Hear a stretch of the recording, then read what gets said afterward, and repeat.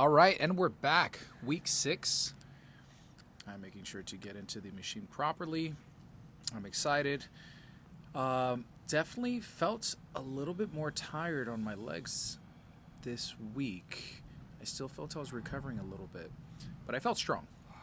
So again, we're starting off with this leg press, and we're going to squeeze for about 3 seconds before we actually lift off. That's important. We want to get that mind-muscle connection. All right? So that's why we're focusing. We're breathing. I think on this one, my breath got a little out of control at the end. I definitely started doing more of the, and you really want to focus on that breath and keep a calm cadence, a steady, good flow of breath coming in and out. And you see my hands, my arms resting by my side. I'm trying not to use any extra muscle effort or balancing or any kind of ability that I need. Excuse me. Any sort of skill. I want to focus it on the muscle, right? So I'm even closing my eyes at points. And I'm just focusing on that mind-muscle connection. And as I get to the very top, again, squeezing for about 3 seconds, keeping that tension on. We're squeezing. I'm feeling the pressure. I'm feeling the pain. But I'm embracing it. I'm enjoying it, right? Did I have one more here? I think this is where I had... Okay, yeah. This, I think, was my last one. I still improved, both with time and weight. So I increased in both areas, which was great. So here I'm coming down, and it's a little bit easier coming down than when you're starting from the very bottom. And I think I gassed out here at the very bottom, and I could have done better here. The smooth transition. Oh, no. Look at that. I got it up. Did I? Oh, this is the one that I almost didn't make it. Okay. Yeah, I didn't think I was going to make it, and I actually pushed through this one. And, yeah, I think that was my last one. So that was me breaking through my plateau. I didn't think I was going to make that one. And this one for sure coming around on the turnaround, I wasn't going to make. So I'm trying to keep my heels in as hard as I can. But you see here, this is where the breath gets a little wild. I lost control a little bit here.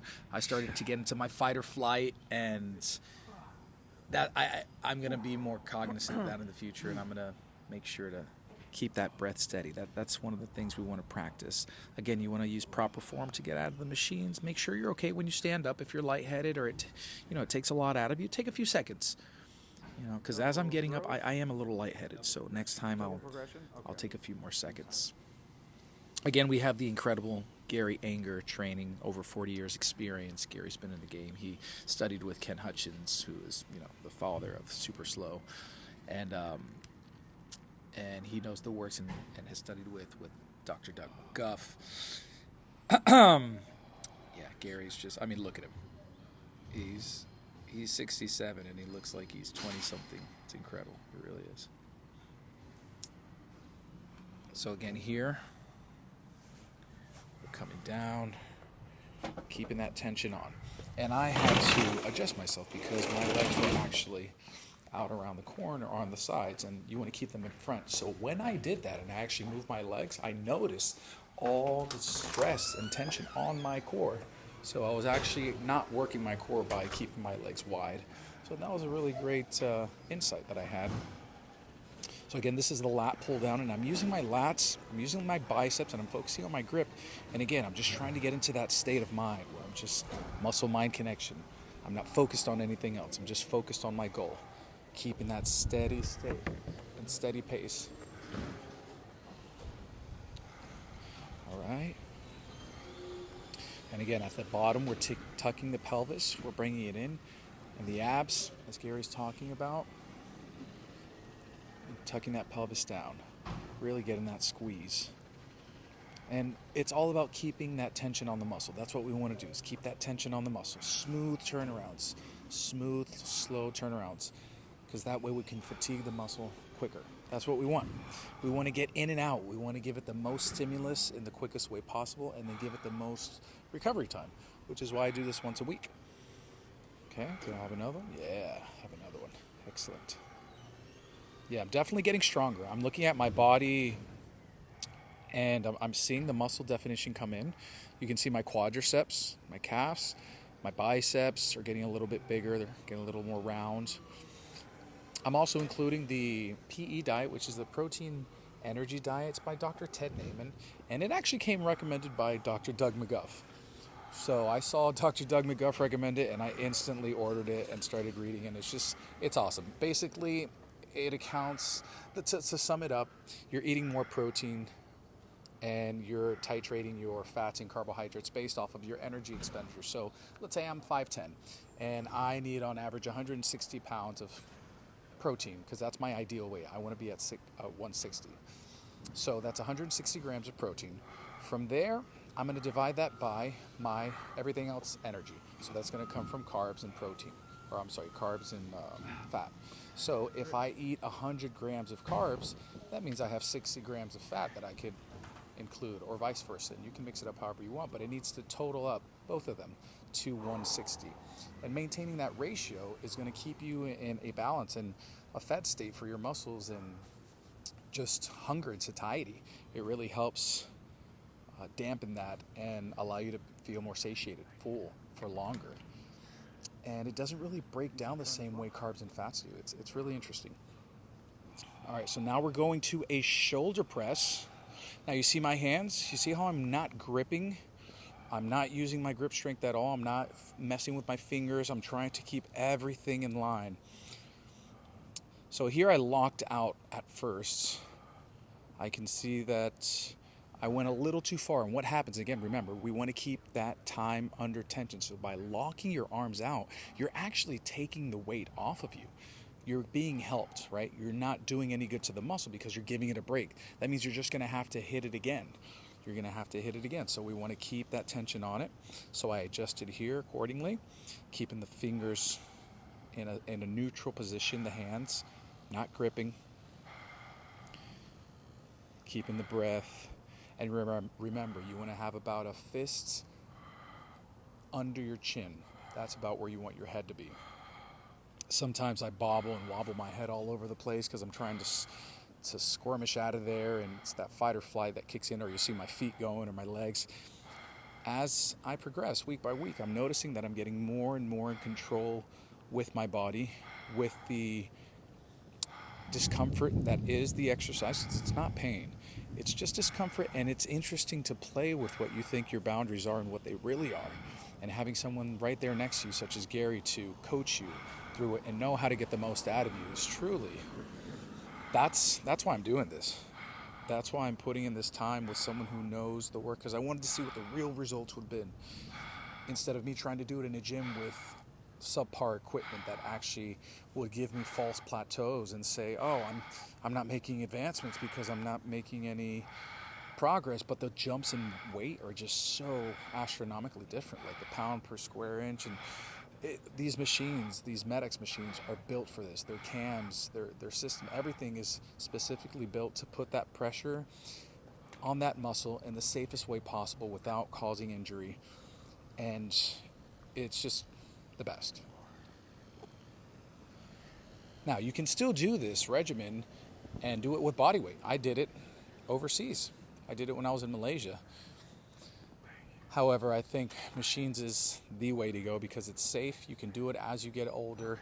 You can, keep pushing your boundaries in a way that's not gonna put you at risk, right? Let's say if you're obese and you're overweight and you get out and you start walking, and that's big for you, that's high intensity. Good. But then you're going to plateau. You're going to get used to it, right? And that's a skill. Walking is skill. We're balancing. It's not exercise. Exercise is a direct stimulus on the muscle for a designated amount of time to fatigue it, right? And then we want to let it repair. Jogging isn't exercise. Karate isn't exercise. Bench press isn't necessarily exercise, because remember, you're using force and leverage and impulse and just inertia. It's not the same thing. So I think the definition of exercise has to be revisited and just taught to a lot of people like myself. I'm just learning about this now. I'm 37, right? And I'd like to think that I knew a little bit about exercise. So for me, understanding that less is more has been eye-opening, especially as I'm getting older. I want to be more efficient with my time. So this is 12 minutes a week, and I want to be safe. And I don't think I have ever heard of anyone injuring themselves doing high-intensity training. And the beauty of this is that it's high intensity for the muscle, not for your joints, not for your heart, not for other things. And actually, my blood pressure came down. I forgot to mention that.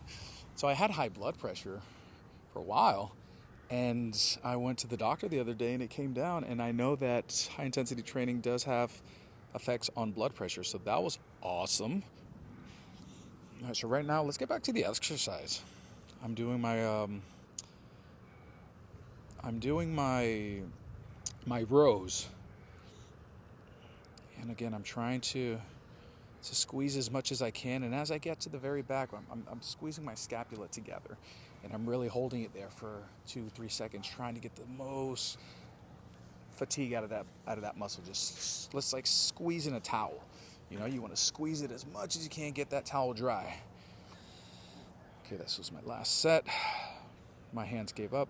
This is where I dropped my microphone and lost the little magnet, but that's okay. No time. We got to keep going. Oh, Gary was so sweet. I didn't even notice this. He moved my camera for me. I didn't even realize it, and I went straight into the exercise. Had he not done that, I would not have had this shot. So thank you, Gary. Okay, last exercise. Going for the chest press. This is funny because check it out. So I'm pressing. I'm like, all right, I got this. I'm like, holy shit, this is pretty heavy. It wasn't the right weight. You can see me here. Look at my face. This slow look. Like, is this right? That's funny. Oh man. That's good. Okay, so getting back to this again, we're launching off. So remember, let's always think of a launch whenever you do your exercise, or for whatever exercise it is, leg, press. Think of it as a 3, 2, 1. And once you start, once you say 3, start squeezing your muscles and activating them, your core or wherever you're pushing on or pulling on. And then once you get to 1, then you start doing the movement. That's liftoff. Okay? So you see this slow transition. See my joints? See, I'm maintaining control over everything. Keeping those elbows in. Squeezing my pecs. Squeezing my triceps. Slow, smooth transitions. See the breath, keeping the breath steady. Keeping my chin about a fist under it. Steady look.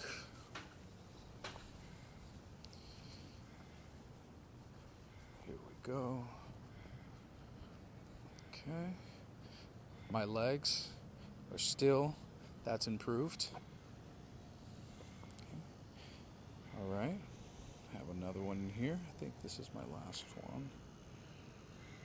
But here I'm working on my arms. I was thinking about my triceps. I'm like, man, are my triceps getting bigger or not? Because I don't really feel like I'm working them at all. I'm not doing any sort of tricep extension or pull down or anything like that. And I'm like, is this shit going to work for my arms? For real. But looking at them, it really has. It's incredible how this type of exercise will stimulate your whole body to grow together in unison. Like, my legs look good, my calves look good, my arms look good, my chest is filling in nicely, like appropriately and symmetrically. So I am a believer for sure. I'm doing this for the rest of my life. Hopefully I can teach people. But it's a beautiful experience. This is the end of the workout. Again, Gary was amazing. And this is me looking for the magnet. We had a little search mission here for a few seconds. Anyhoozle, hey, thanks so much for watching. I don't know who you are, but I just randomly started putting these videos up, and I'm going to keep doing it. You guys are awesome. Thanks for the support. All right, I'll see you guys next week. Thanks so much.